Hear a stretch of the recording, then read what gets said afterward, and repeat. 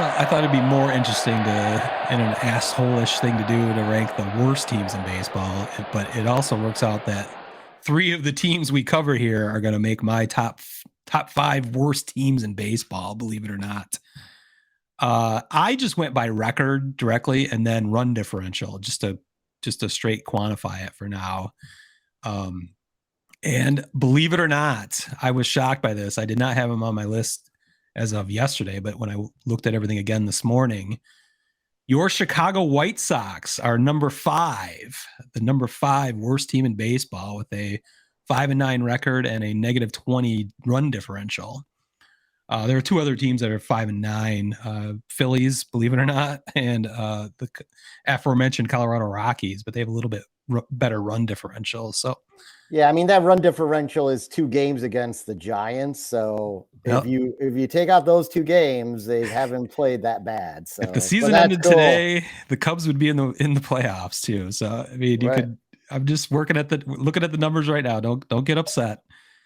It gets much worse for me than it does for you in these rankings. So at number 4, I have yes, it's Kansas City, I believe, is 4-10. Number 3 actually is my Detroit Tigers. They were going to be the number 1 worst team, but these last 2 days moved them up with now a 4-9 record. They do have a negative 38 run differential, so we could run these numbers just on run differential, and that would put them probably at the second worst team. The Nationals, I think I have at number 2 with I think they have are they a 4-10 record? Whatever. They're yeah, exactly. They're terrible. Yeah. At the end of the day, they suck. But the worst team is yours.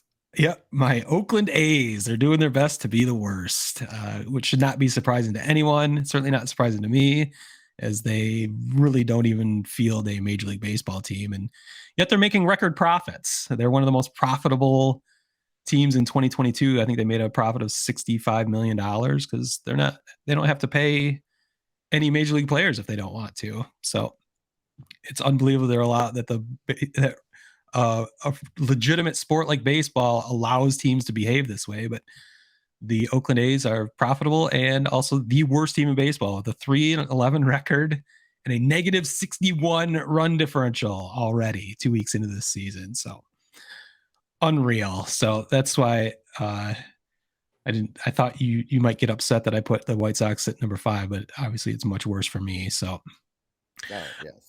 When I put together power rankings, I like that you brought up the strength of schedule, and that might be where we need to be a little look at, instead of just directly quantifiable numbers like I just did.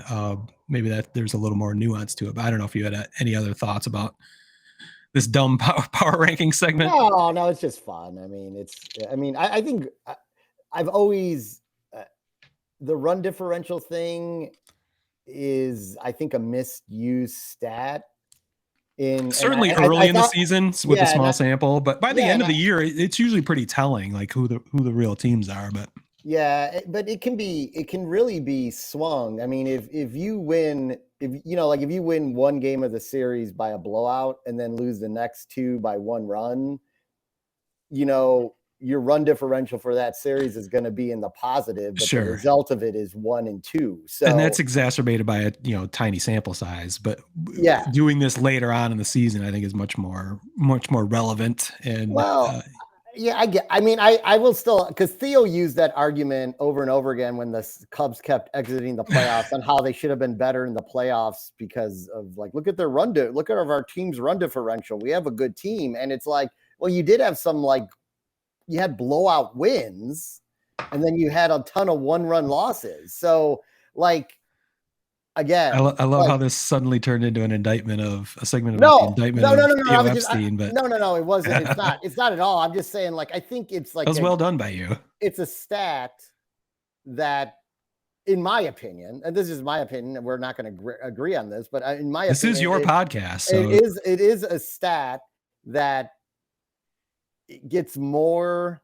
leverage than it should, as far as I'm concerned. So I'm going to keep leveraging it just to piss you No, off. yeah, no, I'm just fine.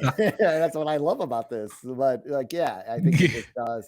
I mean, because to your point about strength of schedule, the Phillies have the 21st hardest schedule out of 30. Wow. And the Sox have the 7th so far. So to me, Philly with the same record maybe should be in there instead if we want to okay. That's talk good. Yeah. about something. If you're looking for silly. tiebreakers, I like And that. Colorado has the 17th hardest schedule compared to the Sox at 7. So just throwing it out there for I like that for next week. I like that. I like that you took it. I like that you paid attention at least and looked some shit up for this segment. So.